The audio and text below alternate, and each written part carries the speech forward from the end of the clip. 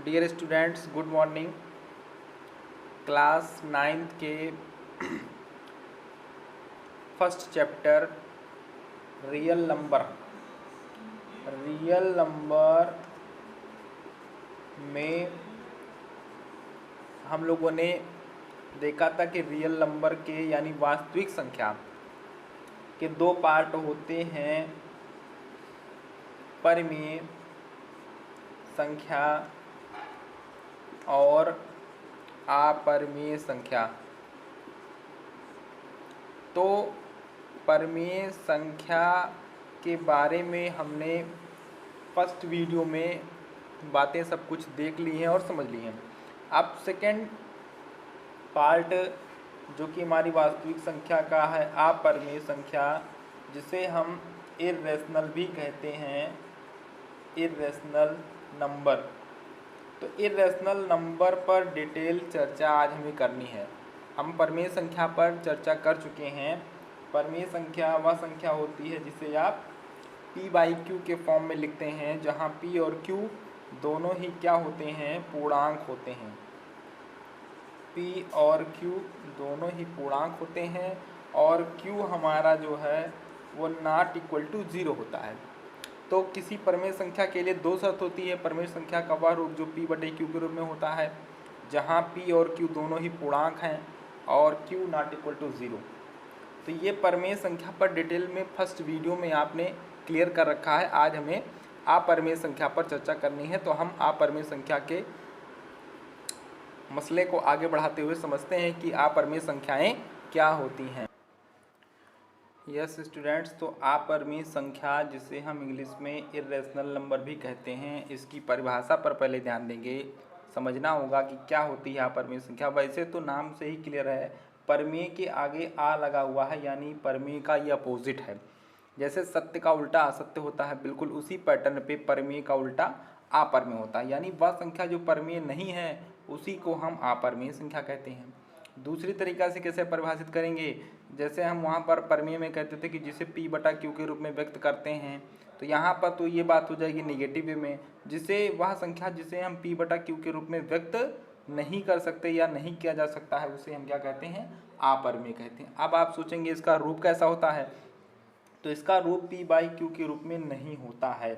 अब उदाहरण के तौर पर ये आपके सामने कुछ एग्जांपल्स हैं, √2, √5 और सबसे मोस्ट इम्पॉर्टेंट उदाहरण आपका है पाई।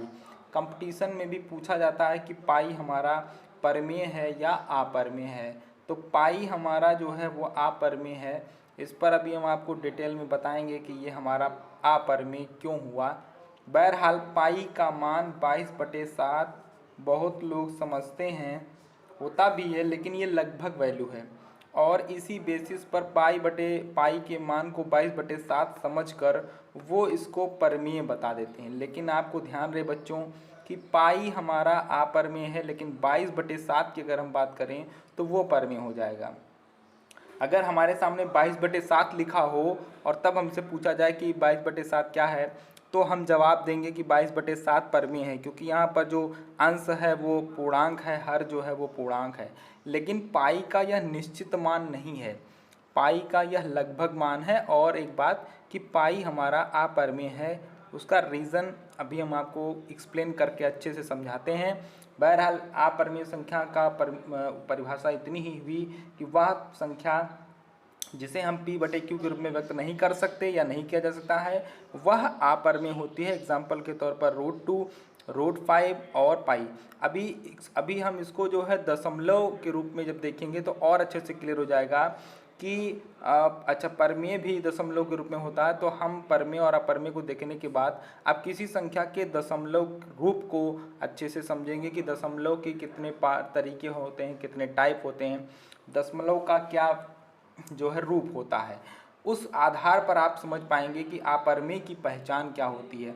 वैसे तो आपको मैंने बता दिया कि √2, √5, इस पर एक वेरी इंपॉर्टेंट थ्योरम भी बनी हुई है आपके 9th क्लास में कि सिद्ध करो √2 एक अपरिमेय संख्या है, या √5 एक अपरिमेय संख्या है, या √3 एक अपरिमेय संख्या है। तो उस क्वेश्चन को भी हम आपको अलग से वीडियो में अच्छे से बताएंगे, जो कि आपके एग्जाम में बहुत ज़रूर पूछा जाता है, इंपॉर्टेंट होने के नाते।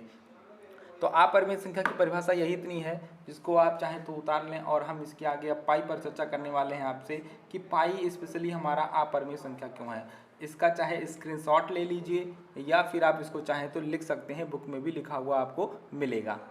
तो अब हम लोग पाई पर चर्चा करेंगे डिटेल में।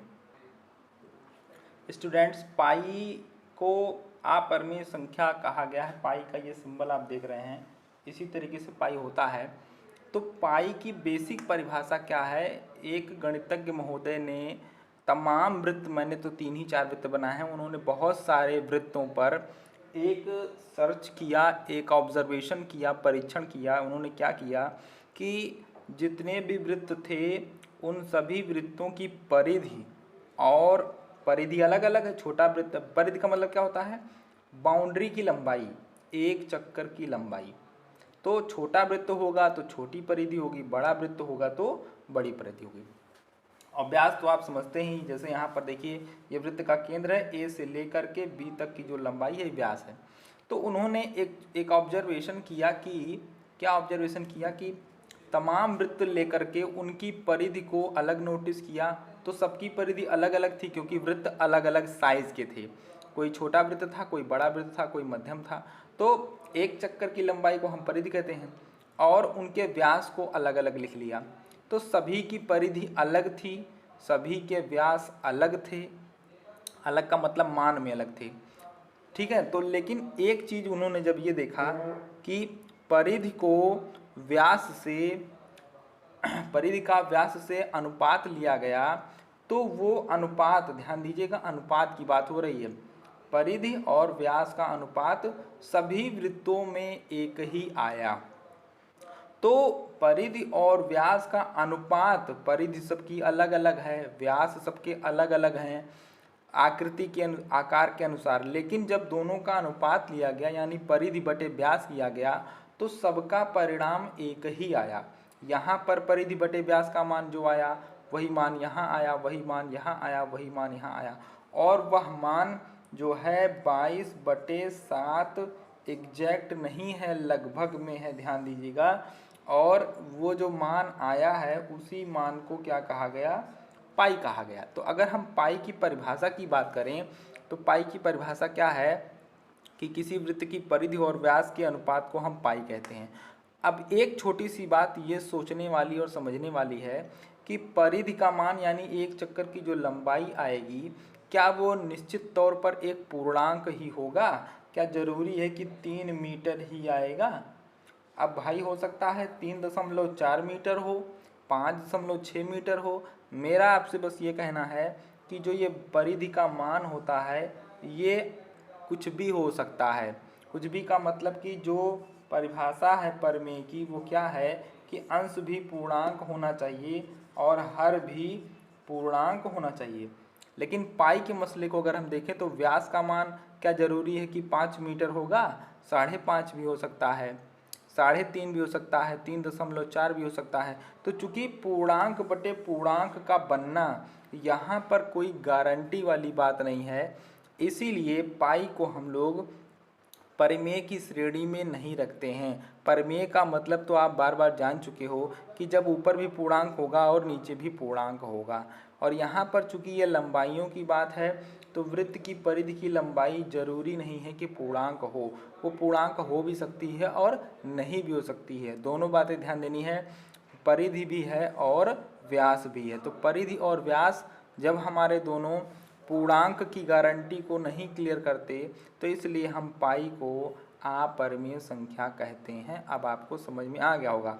तो पाई का मान चूंकि पूर्णांक बटे पूर्णांक P/Q जिसे आप कहते हो, तो पूर्णांक बटे पूर्णांक यानी परिमेय के रूप में फिट नहीं होता है, इसीलिए पाई को हम लोग अपरिमेय कहते हैं।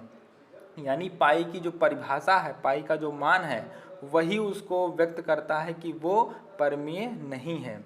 अब भाई परिधि अगर एक निश्चित तौर पर पूर्णांक होता 2 metre, 4 metre, 6 metre, 10 metre, 15 metre, 25 metre, तो ये पूर्णांक को व्यक्त करता।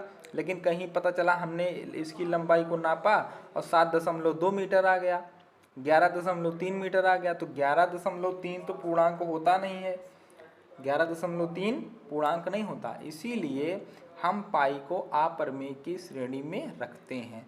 तो उम्मीद है आपको ये समझ आ गई होगा कि पाई जो कि बहुत इंपॉर्टेंट है, कंपटीशन में पूछा जाता है कि पाई क्या है, परमेय है कि अपरमेय है। तो पाई किस वर्ग में है, अपरमेय की श्रेणी में है। कारण उसकी ये परिभाषा है। पाई का मान वृत्त की परिधि बटे वृत्त का व्यास होता है। हजार लाख वृत्त होंगे, करोड़ों वृत्त होंगे, सब में परिधियाँ अलग अलग होंगी, व्यास अलग अलग होंगे, लेकिन जब उनका अनुपात लिया जाएगा तो जो अनुपात यहाँ आएगा वही अनुपात यहाँ आएगा, वही अनुपात यहाँ आएगा, वही अनुपात यहाँ आएगा। इसलिए पाई हमारा अपरिमेय संख्या है, कंपटीशंस में भी पूछे जाने वाला अच्छा सवाल है। तो उम्मीद है आपको अपरिमेय संख्या का ये भी अपरिमेय संख्या का जो लेक्चर है, ये वीडियो है, समझ में आ गया होगा। इसके आगे किसी संख्या के दशमलव रूप के बारे में हम लोग नेक्स्ट वीडियो में चर्चा करेंगे। तब तक के लिए धन्यवाद। अगर वीडियो समझ में आया हो, क्लियर हुआ हो, तो लाइक करने में कंजूसी ना कीजिएगा।